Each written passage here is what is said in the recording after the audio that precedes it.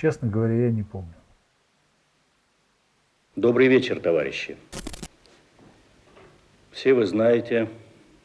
Я это выступление знал, но не видел его, не смотрел и не слышал. Она больно затронула советских людей, взволновала международную общественность. Мы впервые реально столкнулись с такой грозной силой, какой является ядерная энергия, вышедшая из-под контроля. Учитывая чрезвычайный и опасный характер того, что произошло в Чернобыле, Политбюро взяло в свои руки всю организацию работы по быстрейшей ликвидации аварии, ограничению ее последствий. Горбачев выступил по телевидению с этим обращением значительно позднее аварии. Молчание его объяснялось только одним – получением той информации, которая ему была необходима.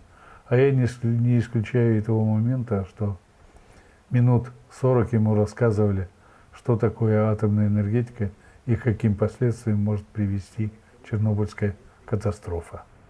Меня к Горбачеву не пустили, хотя я ездил в тот период вместе с Хемом, с Алгаником. Хем ему задавал вопросы, а он отвечал, Горбачев. При всем обилии информации, которую вы, конечно, получали, при всей осведомленности всего, что произошло, как потом впоследствии оказалось, вы получали полную и объективную информацию? Как вы впервые узнали об этом? Какая полнота информации была для того, чтобы вы могли принять какое-то правильное решение? Я думаю, что Чернобыль, вообще говоря, очень многое вскрыл. Можно даже сказать, не только страна, но даже мир. Вот жили до Чернобыля и после Чернобыля. С самого начала я стремился, и все со мной в Политбюро стремились, конечно, получить все, что можно получить. Но уже сразу мы почувствовали, что что-то с информацией не получается. Ждем от комиссии новостей. Один звонок, другой звонок. Они не могут никак. Хотя там же, сразу же в комиссию вошли и академик Велихов, и Легасов, и много других специалистов. Уж не говоря об атомщиках, вот, специалистах, так сказать, из отрасли. Это немного меня удивляло. Потом я разобрался, я начал разговаривать напрямую прямо с учеными же. И Николай Иванович особенно разговаривал. Мы его утвердили председателем комиссии Политбюро по этому вопросу. И он говорит, я не добьюсь, потому что они не могут разобраться, оценить.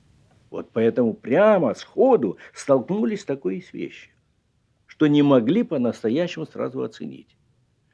И вообще говоря, у людей тогда даже появилось, что мы что-то темним.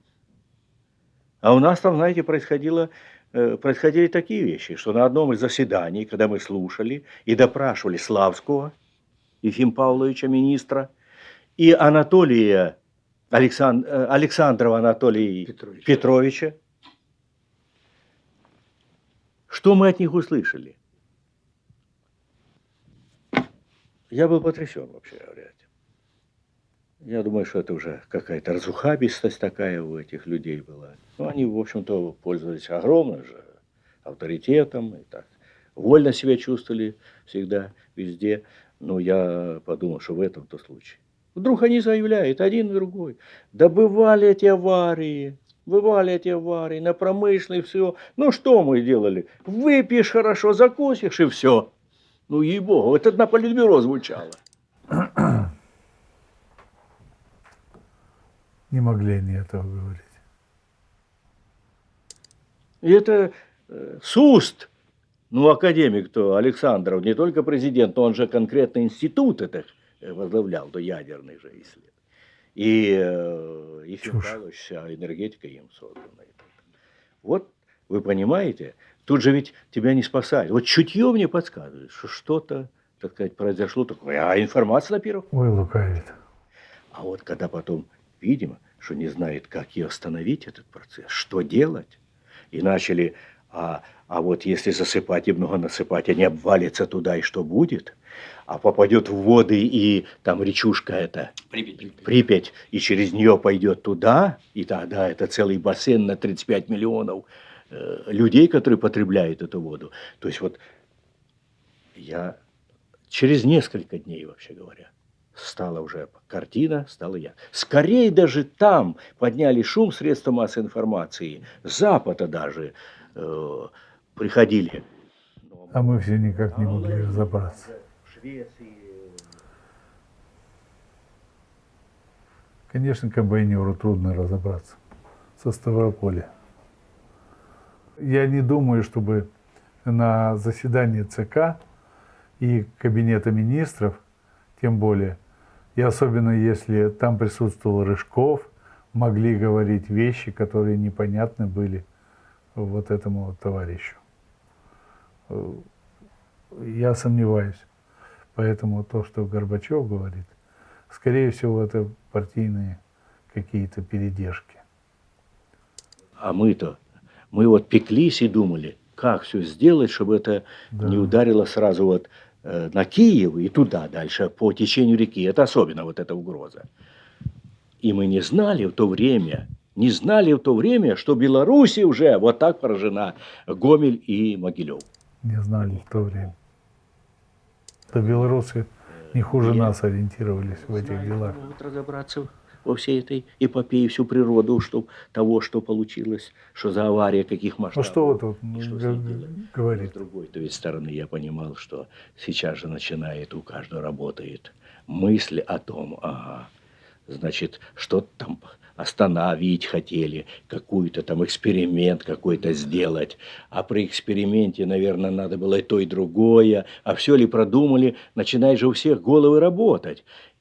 Болтун. А потом встает и вообще, а что это за Болтун. реактор? Каких свет не видал. Еще. То есть тут начинает же ведь... Можно я как-то ускорю или что? Ну, не могу я это слушать. Все такое поступало. Так я должен сказать, по моему заданию работала большая группа КГБ.